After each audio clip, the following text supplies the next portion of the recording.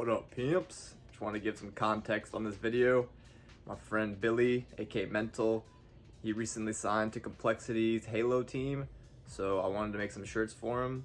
So hope you guys enjoy the video. So all my projects, they start on Photoshop. I put it on a USB. I go to the embroidery software, turn it into an embroidery file. Also, the reason why I'm not using it on my computer is because you only get a month trial and you have to pay like $5,000. So I just keep having to get like use some other computer or like, I don't know, the workaround's not very easy. When it comes to embroidery files and things, like super fine details kind of get lost or like can mess up the fabric, so you have to work around with that.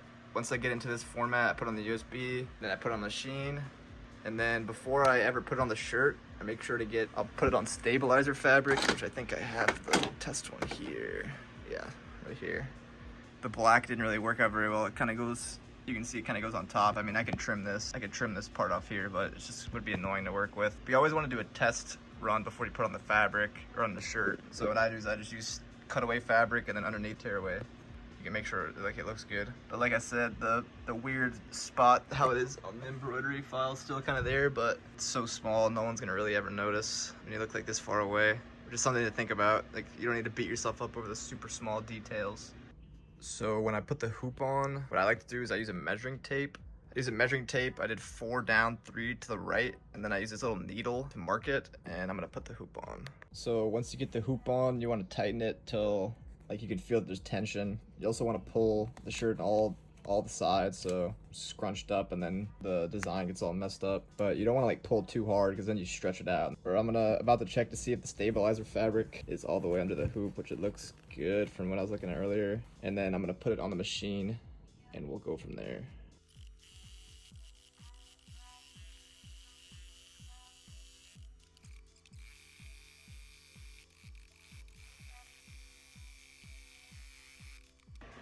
So I didn't show this when I swapped to red, but after each color I have to re-thread for whatever color it's gonna be.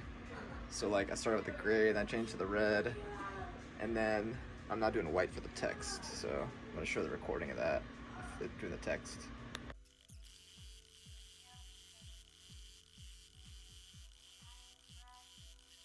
So once it's done, I take it off the machine, I take the hoop off, and I rip off the stabilizer fabric. I'll cut back when I'm doing that. This is why you should use tear away, not cut away, because when you're done, I'll try to do this with one hand. Ugh.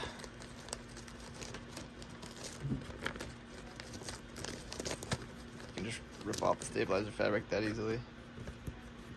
But the reason why you use this fabric is so when you're on, the needle's going up thousands of times or hundreds of times, and the shirt's gonna move around. So you use this fabric as like a layer in between the fabric and the machine, so that when the needle goes up that many times, it doesn't move the shirt around.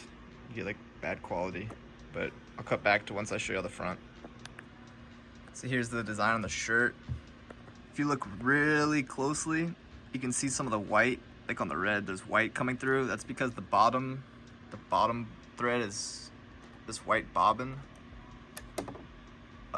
And I guess I have my top tension was too high, which my top tension I can mess with here. And so the top thread tension was too high, so I was pulling the bottom thread up, which it's not a big deal. This is like a good example of like when you want to do something, like it's not going to come out perfect every time. That's okay. Like the hard part is getting started. Once you get started, you're already doing a good job. So like I don't really beat myself up over these small, tiny details. Also, when you look so far away, you can't even see it. So this is just an example. If it's not perfect, but honestly, I do not mind it. And I don't think anyone would notice until you point it out. So next, I'm gonna put the sniper on the side of the shirt. I'm about to put it on the USB and do a test run before I put on the shirt. But I'm gonna do it pretty big, like it's gonna be like pretty much all the way down the side. So I'll cut back to once I do the test print, or the test run. Test run came out good. I need to put oil on my machine because it's kind of been a while since I oiled it up. You want to oil like every 2 bobbins worth, but it doesn't hurt to do it early. And I'll probably do the main run on the shirt. So this one's gonna take, well, it's just 30 minutes. So I'm not gonna do a whole time lapse. I'm just gonna cut to it, give updates as it's going. We got the skeleton, laid out the initial pattern. I'm just gonna have to keep an eye on it, make sure it doesn't catch attach onto the shirt.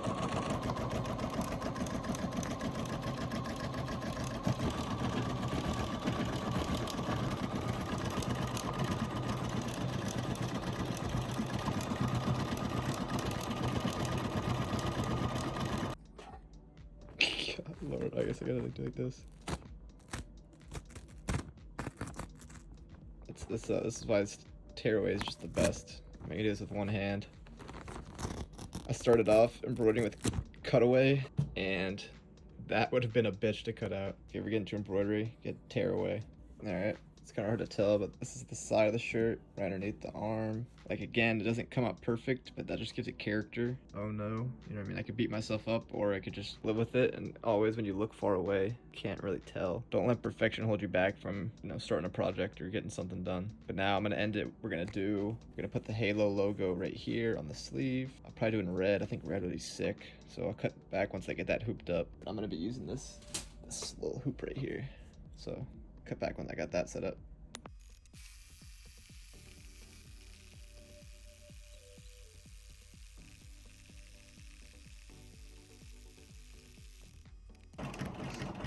Now I'm working on the white shirt. Decided to do a black and a white shirt.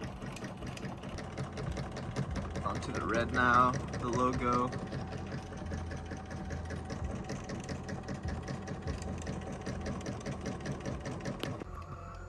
Alright, got the red done, about to do the text. Winding up the bobbin right now for the black thread, because my bobbin is pretty low for black thread, so just pulled the rest out, now I'm refilling it. Basically what the bobbin is, that's the bottom thread, so this is the top thread right here, and the bobbin goes on the bottom of the machine, and they stitch together to get what you see right here. Now for the text. Alright. Text done.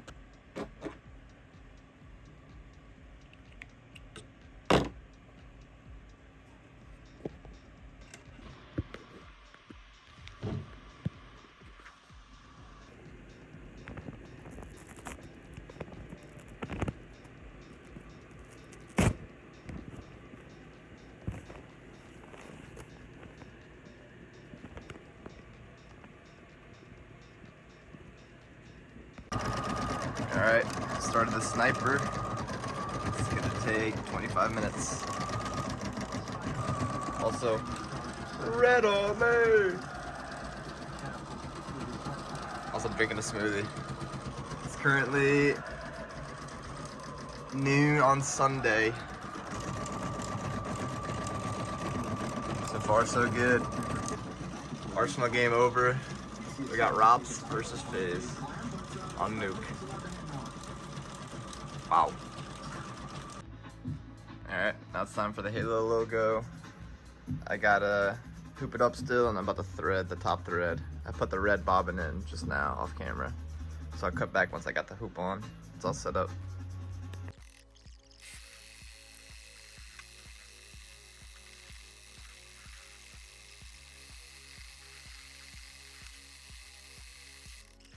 Point of vitality that we saw at their debut event this year.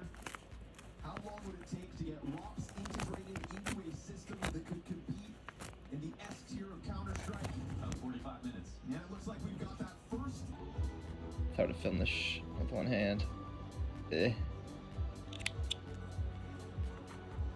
So with some designs, like, you have to trim the fabric because it's impossible for the needle to not have to carry like a far distance, so that's why I have to cut that. I'm gonna trim a little bit of it off camera, but yeah. Alright, just finished taking pictures, boxed them up. There's Gingy. Yeah, packaged them up. Gonna probably ship them out to air tomorrow. But yeah, thank you guys for tuning in. Here's my setup. This is kind of gross, but sorry you had to see that. But that's just the raw reality of this setup. But yeah, I hope to keep making more types of these videos. If you made it this far, I appreciate you for watching. Take care. Got the logo. That thing is fire. I mean, I just love the simplicity. That's how I